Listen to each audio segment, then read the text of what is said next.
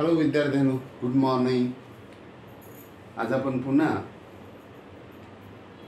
Question on property of angle bisector of A triangle. Question 1.2 exercise 1.2 question number 6. Find a QP using the given information in figure. मग आपण given लिहिले in triangle MNP, in triangle MNP, MQ 14, MN 25, NP 40. NQ is an angle bisector of N. To find QP. चला solution मध्ये आपण नेहमी गिवनचं पहिलं sentence लिहितो. आपण इथं असं करूया, अँगल बायसेक्टरचा आहे म्हणून NQ is the angle bisector of N.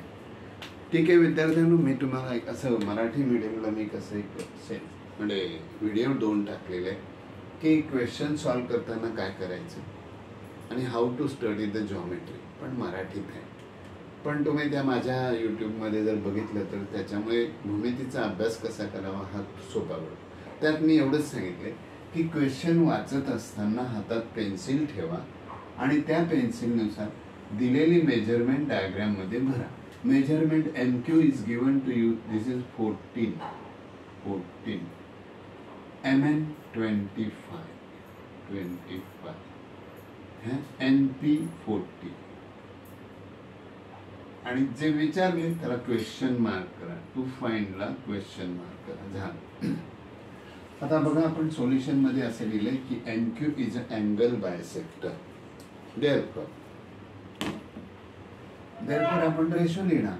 Therefore काय रेशो लिहिणार बघा, MQ upon QP, MQ upon QP is equal to MN upon NP, MN upon NP.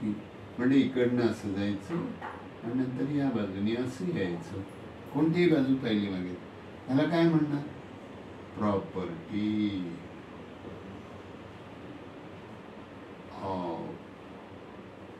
angle bisector. झालं. मग काय करणार, मग आपण व्हॅल्यू भरूया. दिल्यात त्या MQ दिलाय 14, बरोबर है ना. मग QP काढायचं आहे is equal to MN 25. Look and write, बघा आणि लिहा. किती सोपं आहे.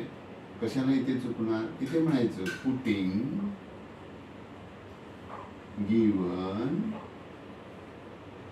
व्हॅल्यूज. झालं रिझन. चला आता आपलं काम. आपण आता काय करायचं, आपल्याला QP काढायचं आहे. तर या QP ला आपण इकडे नेऊया आणि या पूर्ण रेशोला या बाजूला आणूया. काय होतं बघूया का आपण. ते होईल काय होणार आहे म्हणजे काय सोपं आहे बघा. चला मी इथे लिहितो, इकडे लिहितो. हा 14 तसाच राहील, बरोबर. अपॉन तर 14 तसा राहिला. हा रेशो आणला तर उलटा होणार. म्हणजे काय येणार, 40 upon 25 is equal to QP होणार. चला फायने करूया है ना. 5 जा 5 8 जा, जे येईल ते करूया आपण. ठीक आहे. मग 5 5 25, 5 48. मग इकडे करूया 5 ने आपल्याला 14 ला डिवाइड करूया. 5 1 जा 5 2 जा, 5 दुने 10, 4 राहिले. पॉइंट आहे त्याच्यावर 8. आणि हे जे काही त्याचं मल्टिप्लिकेशन आपला आन्सर असेल. 8 8 जा 64, 6 राहिला. 8 2 जा 16, 16 प्लस 6 काय येणार 20.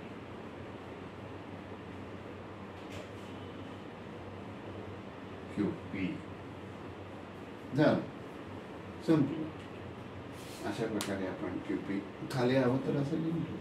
Therefore QP is equal to 22.4 unit. तर ठीक आहे, आधीचा केला होता तसाच असल्यामुळे याच्यात मी काय तुम्हाला जास्त देत नाही. बघूया तर मग पुढे दुसरा सम करण्यासाठी. बाय.